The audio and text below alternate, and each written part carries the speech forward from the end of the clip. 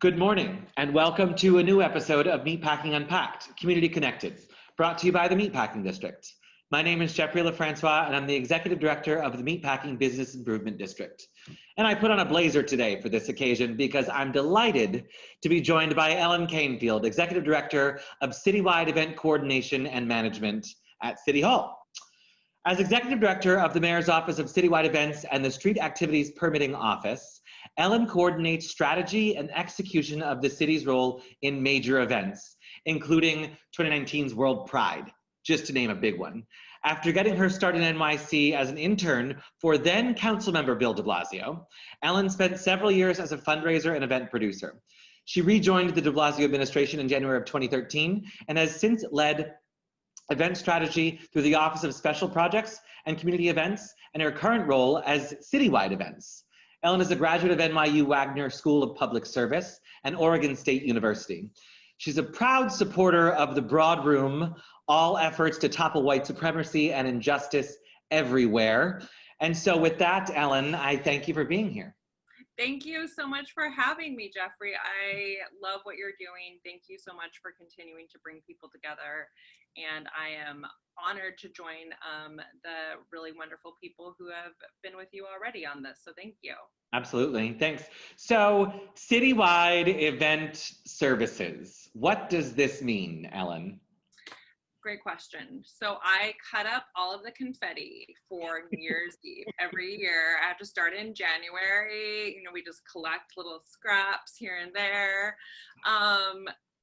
Not really, obviously, but truly on New Year's Eve this year in particular, we had this really beautiful weather, and then we got a gush of rain, and there was new confetti for 2020 that was metallic, and it got really slippery. So I really was thinking about the confetti on New Year's Eve, as I do every year. That was the big, everyone thinks like events are so glamorous and where it's celebrities and all of this fancy stuff, but a lot of it is really thinking a lot about things like portisans and queuing lines and how slippery the confetti is going to get. But so that the sort of somebody has to think about that stuff because majority are not thinking about it. So it's good. Very slippery was the answer, but everybody was fine this year. Good. So we had a great intro into 2020. Little did we know what the year was about to bring, but here we are. So the Office of Citywide Event Coordination and Management is somewhat unique to New York, is my understanding, in that in many major cities around the world, or, especially let's say in the United States, sort of your mid-sized cities are really trying to attract new events to the city and or planning and producing their own large-scale events. So like events that they become known for. New York City, the Office of the Mayor has an operating budget of $0 for events. So all of our events, whether it's the parades, the marathon, or New Year's Eve in Times Square, all of those are planned by external partners. So Times Square Alliance for New Year's Eve, folks like yourself at the Meatpacking Bid, New York Roadrunners in the case of the marathon. So it's interesting in the sense that, while I joke about cutting the confetti, really we are making sure that all of these external partners, the decisions that they're making are done in lockstep with the city, and that we're coordinating all of the city's services around it. So my background is a little bit more in the creative side of events, but this role in particular, it truly is, I would say, the less glamorous side of things. Of course, that's the fun, is in all of those things coming together to make these really special moments happen. But what we're doing is essentially serving as the one-stop shop for all of the city agencies to bring their questions and approvals and permits that are required for those events. So whether it's Department of Buildings requiring stage permits for something, an event like parades, where you have everything from oversized vehicles passing through to bleachers on the side of the road, coordinating with community boards, elected officials, all of those communications teams, to the NYPD, of course, the fire department.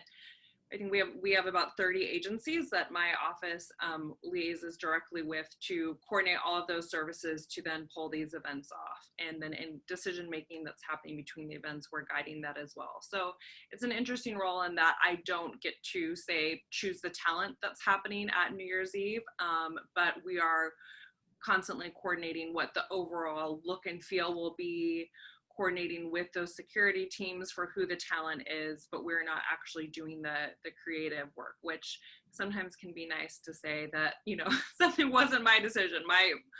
The focus of our office is Mariah Carey a few years ago, but she did come back. She came back strong. We made, you know, we had the time allotted for the sound check, but that you know, process was not mine completely. So it's big logistics factor given the coordination that you have to do, and none of this stuff would happen without an entity like the one you run in the city, given how many layers are involved in pulling off something like Times Square or the Pride March or any of that kind of stuff.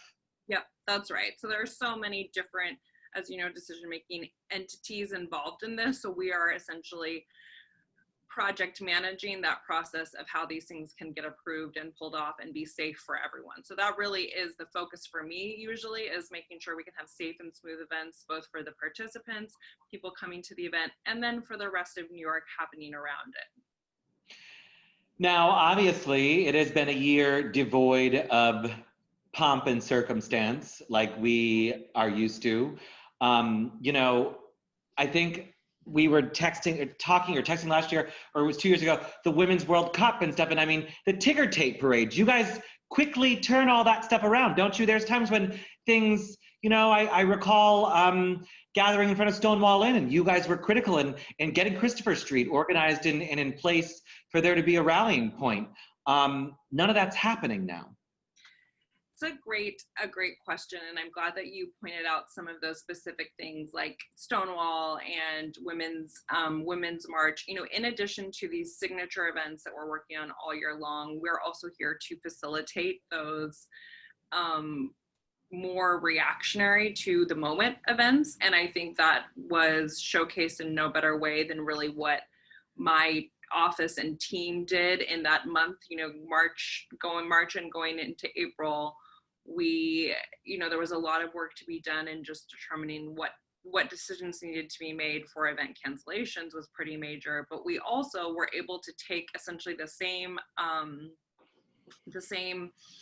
skill set and protocol for doing large scale events was quickly put into place for testing sites, pop-up hospital extensions. We had a lot of things happening in the streets, food delivery, making sure that things like farmers markets could continue to operate because they were outdoor markets. So it was this very quick pivot from, okay, the event that we're doing in the streets is a street festival or a cool concert, to, unfortunately, right now it's testing or, you know, some other really difficult things. We were at one point permitting dozens of temporary refrigerated trucks that were for use for funeral homes. You know, that was the real reality of this is what the priority is right now.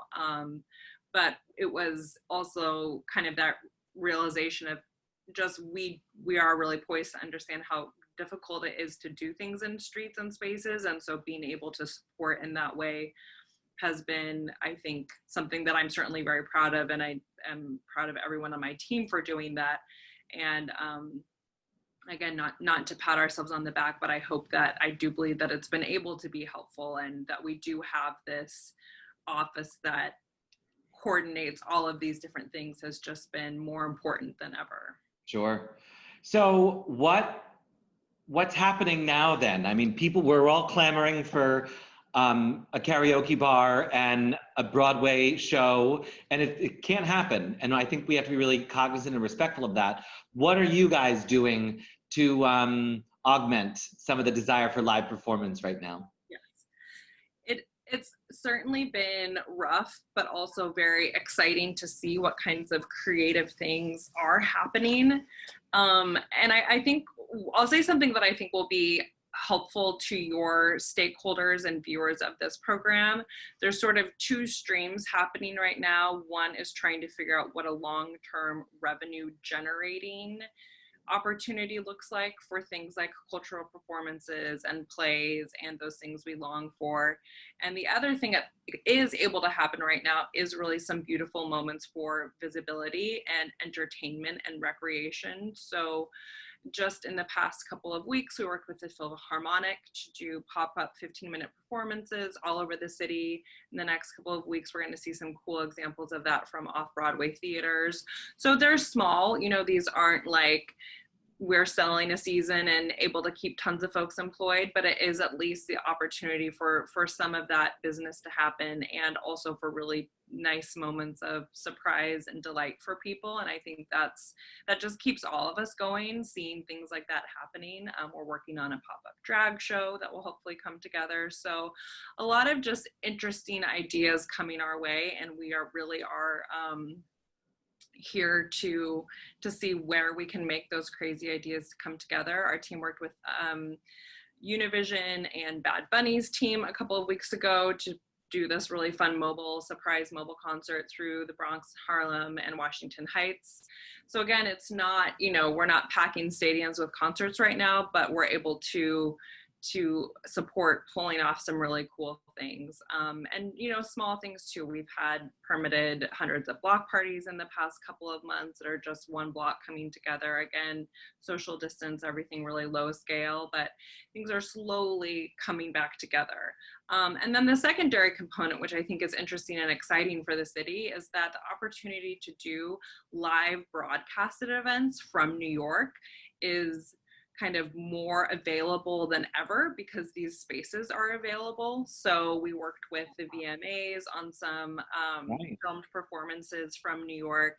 And I do think that area of, you know, media events, broadcasted events, again, we want to balance that things are happening for New Yorkers as well, but there can be some cool things that can be done as broadcasted events from the city. And that's what we're pursuing for Thanksgiving and New Year's Eve as well, is a kind of live from New York moment. Again, won't be for thousands and thousands of people, but will still be something, even if we're watching it from inside our apartments in New York, will still be that moment where everyone can come together and celebrate.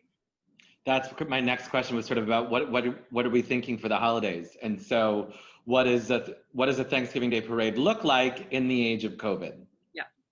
So the Thanksgiving Day parade will be essentially a broadcasted TV event, but it will be happening live from New York. And I think that's important, like that moment for Thanksgiving of turning on your TV, like while the meal is cooking and seeing New York City. I am so glad that will happen, that New York City will be on TV. Some of the balloons are being filmed prior. We will be filming some things from the streets, so some performances and some activations with balloons. We've been working with Macy's on a new plan to carry the balloons. I don't know if you've ever seen this. If you haven't, we'll make sure you get to see this. It's like 30 people carrying each. Oh yeah, because I've gone around the Museum of Natural History the night before. Yeah, a balloon. Yeah, so they literally developed a whole new plan for cars to drive the balloons, or to steer the balloons rather. You know, it really is every layer of it has changed. There won't be any kids on any of the floats, no like out of town bands, that type of thing. But there will be some great moments, some of the really familiar Thanksgiving moments that will be filmed live that morning. So we'll have that moment, which I'm excited for. And then working with some fun ideas with Macy's where we can bring a little bit of that spirit to folks who are here as well. So have you ever had a normal holiday where like something for the city? I'm trying to think of, because you got the Easter parade, you have Thanksgiving Day parade. I guess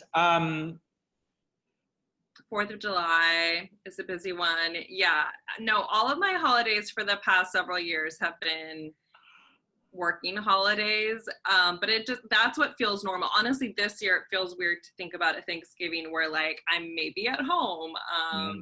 So that it's almost more strange. I would rather be working, I will Yeah, say right. that. Your normal is different than Yeah. a lot of other folks. And I like cooking, but like all the stressful parts, I just get to show up at the end and like eat, I have good excuses for all of it. Good for you. All right, so World Pride was last year. Thankfully, it was last year and not this year. Mm-hmm. What goes into planning? Of course, there was World Pride, which was huge, comparatively speaking. But, I think it's a really identifiable event for LGBTQ folks and our allies and just people that, know about it. What goes into pulling off Pride? So Pride is truly a fun one. So Pride in 2019 was the largest Pride parade in the United States. I'm still saying the world. I have not received the official confirmation on that. In the world, we'll say it. We'll say it.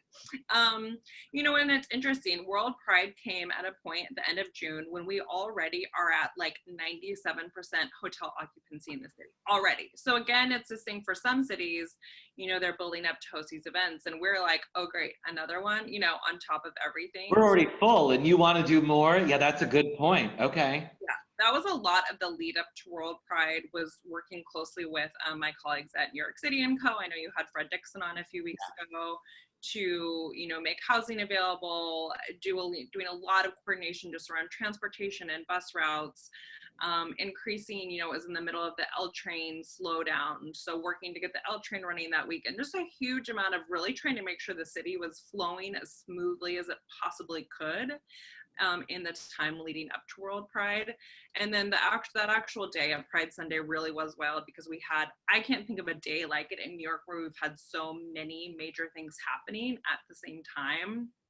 I'm so proud of our city that we were able to support both this incredible parade and a really significant Reclaim Pride march on the same day. And then ultimately these sort of two things were able to happen in a really beautiful, I think, supportive way. We had Madonna on the piers. We had a closing ceremony in Times Square. There was a lot going on. But yeah, that the lead up to that is just sort of endless coordination. I will say the NYPD puts in a huge lift along with our other agencies in trying to just keep people safe all over the city that day. And a lot of it is just understanding what's going on all over. And then bathrooms, that was what was keeping me up the whole week leading up to World Pride. I was like, this is gonna be a disaster. Everyone's gonna be complaining, because when we're out and about in the city, we all know this, right?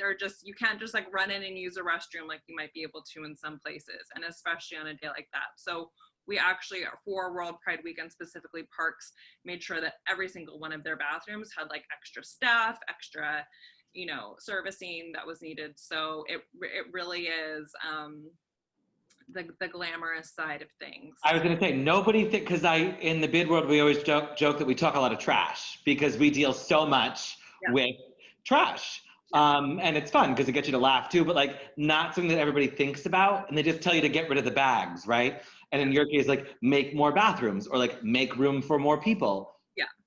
Yes. Thought goes into making that stuff work. Yes, absolutely. And it's if you do your job well, no one ever thinks about it, right? It's the things that people notice when they're not going well. So that's what I'm always thinking about, is what is going to make this experience not go smoothly, be uncomfortable, be potentially unsafe, and then how can we work backwards to solve that? So then what's next for NYC Events? Let's paint a perfect picture. Maybe we're still wearing masks, but there's safety, right? There's this air of safety, literally. What do you see as NYC Events next? I am super hopeful and optimistic, and what I love about my job is I get to hear all of this creative thinking all day long. So I think people are in a scary time right now with so much uncertainty, and everyone I know, whether they're working on cultural events or races, is thinking about these models of how can we give a lot of people an experience with having to keep those people separated in some fashion. So what does a music festival look like where we're moving around groups of 50 people or groups of 100 people? What do races look like if rapid testing is available? We've already worked on really small models with Roadrunners and New York City Runs of doing runs where throughout the course of a day, 1,000 people are running and matching their time against each other, but they're starting in staggered groups throughout the day. So just really looking to where we can be creative with things. I think we'll see a lot of outdoor venues being used in creative ways for things that they haven't been used for before.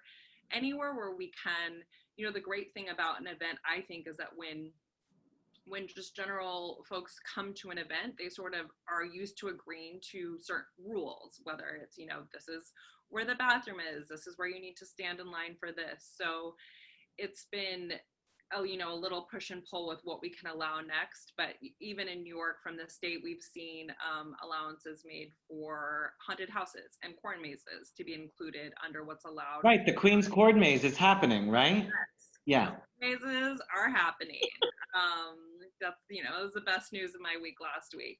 But we're seeing comfort with, these timed sort of controlled atmospheres where we can do time ticketing, where we can implement a lot of these things. The events industry has always had really great problem solving for logistics in keeping groups of people moving around in a safe way and sort of staying in certain areas. So I really think, I hope that next summer we are like back in business, everything is as usual, and we can maybe only have to be in masks or doing a few measures, but everyone I'm talking to is preparing for, wanting to do as much as possible. And I think we saw this summer, a lot of incredible things came together, but really the focus was so much on safety and on sort of immediate relief that we're all feeling, we know there needs to be more happening for recreation and entertainment and those important things.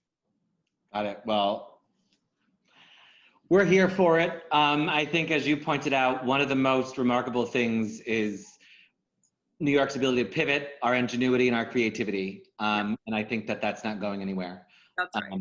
So thank you for allowing it to continue sort of happening as best we possibly can. Yeah. But with that, I want to unpack a little bit more about Ellyn with some questions so we can know a little bit more about you. So super easy, straightforward questions, little fun. Road trip or vacation halfway around the world? Vacation halfway around the world. Trip during road trips. Good. Got it. A night at the theater or a visit to the museum? Night at the theater. Beach or park? Beach. Sidewalk cafe or rooftop bar? Sidewalk cafe. And now we're going to talk breakfast. Egg and cheese on a roll or bagel with cream cheese? Egg and cheese. Okay. And stripes or solids? Stripes. Okay. See, that wasn't that bad. I'm regretting my answers. I love the park and the museum. That's the thing. If I said rooftop bar after that, we would have, why am I not living in the Meatpacking? Gail Brewer had the best. I asked her sidewalk cafe or rooftop bar. Actually, we don't always ask these same questions. And she was like, well, sidewalk cafe, rooftop bars are not really, they're not accessible. So, that was Gail's reasoning for that. But yeah. Well, with that, thank you for joining us today, Ellyn. We really appreciate it, and keep up the great work. Thank you. Thank you so much, Jeffrey. Thank you for everything you do. Absolutely. And thank you all for joining us today on Meatpacking Unpacked. Don't forget to subscribe to our YouTube channel and stay tuned to hear from more of the district and the city's cast of characters across the cultural, political, and business spectrums. See you all next week.